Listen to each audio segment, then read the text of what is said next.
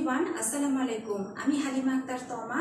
আজ আপনাদের সাথে আলোচনা করব সাক্ষ্য আইন থেকে কিছু বাংলা শব্দের ইংরেজি প্রতিরূপ এবং সংজ্ঞা বা ডেফিনেশন, যেটি মূলত সামনে আসতে চলেছে আমাদের সাক্ষ্য আইনের ধারা 68, ধারা 69, 70, 71, 72 এই ধারাগুলো নিয়ে যখন আলোচনা করব, তখন আজকের ক্লাসে এই সংজ্ঞা বা এই ইংরেজি শব্দগুলো আপনাদের জন্য খুব হেল্পফুল হবে ধারাগুলো বোধগম্য হবার জন্য। তো চলুন আজকের ক্লাসে মূল আলোচনায় ফিরে যাই। প্রথমে প্রত্যয়, এটিকে ইংরেজিতে বলা হয় অ্যাটাস্টেশন। প্রত্যয়িত ইংরেজিতে বলা হয় অ্যাটাস্টেড।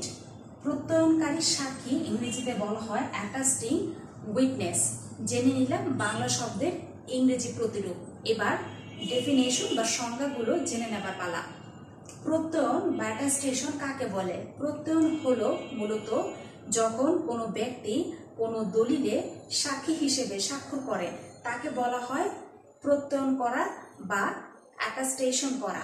এবারে আসি প্রত্যয়নকারী সাক্ষী বা অ্যাটাস্টিং উইটনেস কাকে বলে? প্রত্যয়নকারী সাক্ষী বা অ্যাটাস্টিং উইটনেস হলো যখন কোনো ব্যক্তি কোনো একটি দলিল সম্পাদিত হয়েছে এই বিষয়টি জেনে, এই বিষয়টি দেখে সাক্ষী হিসেবে স্বাক্ষর করে বা প্রত্যয়ন করে, তাকে বলা হয় প্রত্যয়নকারী সাক্ষী বা অ্যাটাস্টিং উইটনেস। এখন আমাদের কিছু দলিল আছে যেগুলো প্রত্যয়ন করার বিধান থাকতে পারে, আবার কিছু দলিল আছে যেগুলো প্রত্যয়ন করার বিধান নাও থাকতে পারে। যেমন মনে করুন যে বন্ধকি সম্পত্তির দলিল, যেখানে জামানতের পরিমাণ 100 টাকার বেশি। সহজ ভাষায় আবারও বলছি, রিপিট করছি, যে বন্ধকি দলিল যেখানে জামানতের পরিমাণ 100 টাকার বেশি এবং স্থাবর সম্পত্তির দানপত্র। হ্যাঁ, তো এই দলিলগুলো যেটা হবে সেটা হলো যে সম্পত্তি হস্তান্তর আইন অনুযায়ী নিবন্ধিত হতে হবে এবং অবশ্যই সর্বনিম্ন 2 জন ব্যক্তি দ্বারা, 2 জন সাক্ষী দ্বারা প্রত্যয়িত অ্যাটাস্টেড হতে হবে।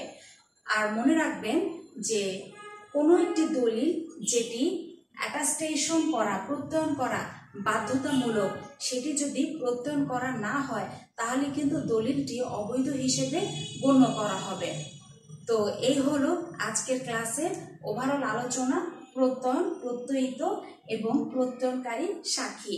কেমন লাগলো আজকের ক্লাসটি? অবশ্যই আপনাদের মূল্যবান মন্তব্য কমেন্ট বক্সে লিখে জানাবেন।